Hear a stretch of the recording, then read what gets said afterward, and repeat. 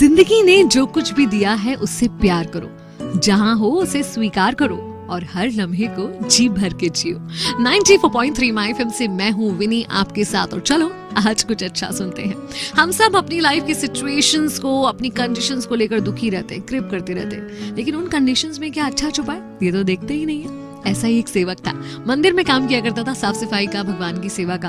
अपनी जिंदगी से बहुत दुखी, हैरान, परेशान कि ये सब कुछ मेरे साथ ही क्यों हो रहा है वगैरह वगैरह सोचता रहता था।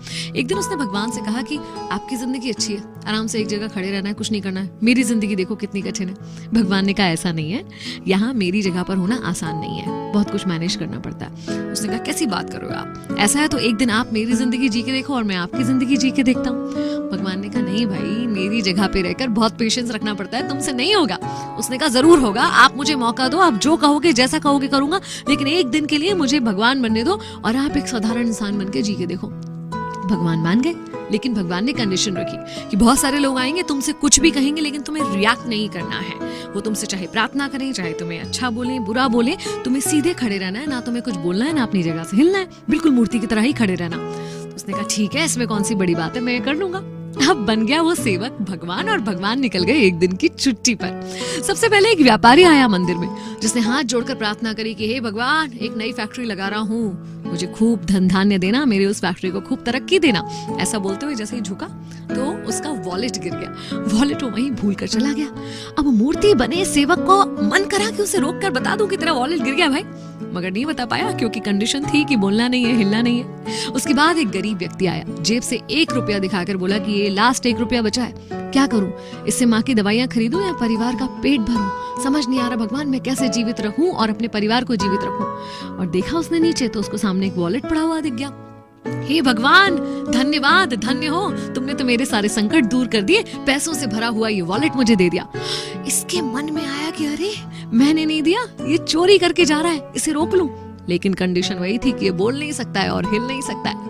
तीसरा व्यक्ति एक नाविक वहां पर आया, एक सेलर, जो कि जहाज लेकर 15 दिन के लिए समुद्र में जाने वाला था। प्रार्थना करने आया था अपनी सुरक्षा की, कि वो सुरक्षित सफर से अपने परिवार के पास वापस आ सके। वो प्रार्थना कर ही रहा था कि व्यापारी आ गया पुलिस को लेकर।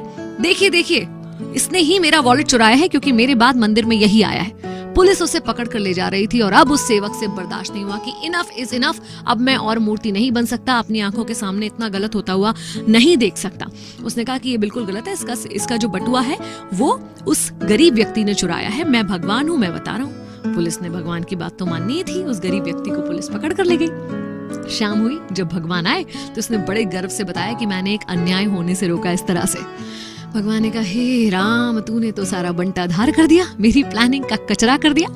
वो जो धनी व्यक्ति आया था उसने बहुत कुकर्म करके, काले कर्म करके पैसे को कमाया है। अगर उसका पैसा एक गरीब व्यक्ति के काम आता तो उसके पाप थोड़े कम हो जाते। उस गरीब के परिवार में कुछ पैसा आने से उसका परिवार पल पाता। और ये जो नाविक जिसे तुमने समुद्र में भेज दिया ना, वहाँ बहुत बड़ा तूफान आने वाला है, इतना बड़ा तूफान जिससे जिंदा बचकर आ नहीं सकता। अगर वो जेल चला जाता 15 दिन के लिए तो उसकी जान बच जाती। तब उस सेवक को एहसास हुआ कि ये सब कुछ तो शायद मैं सोच ही नहीं सकता था, मैं तो क्षणिक जो कुछ हो रहा था वही देख रहा हूँ। और यही हम और आप भी करते हैं, ऊपर वाले की उस लंबी प्लानिंग को समझ नहीं पाते। कुछ क्षणों के लिए जो चीजें हमें लगती हैं कि हमारे साथ गलत हो रही हैं, एक्चुअली उसके पीछे भगवान का कुछ बड़ा अच्छा सा प्लान छुपा होता है। याद रखिए, अगर ये आपकी मर्जी से नहीं हो रहा है ना, तो ये भगवान की मर्जी से हो रहा है, और जो कुछ भगवान की मर्जी से होता है वो बहुत अच्छा होता है। 94.3 माय एफएम से मैं हूँ विनी। चलो आज कुछ अच्छा सुनते हैं। चलो आज कुछ अच्छा सुनते हैं।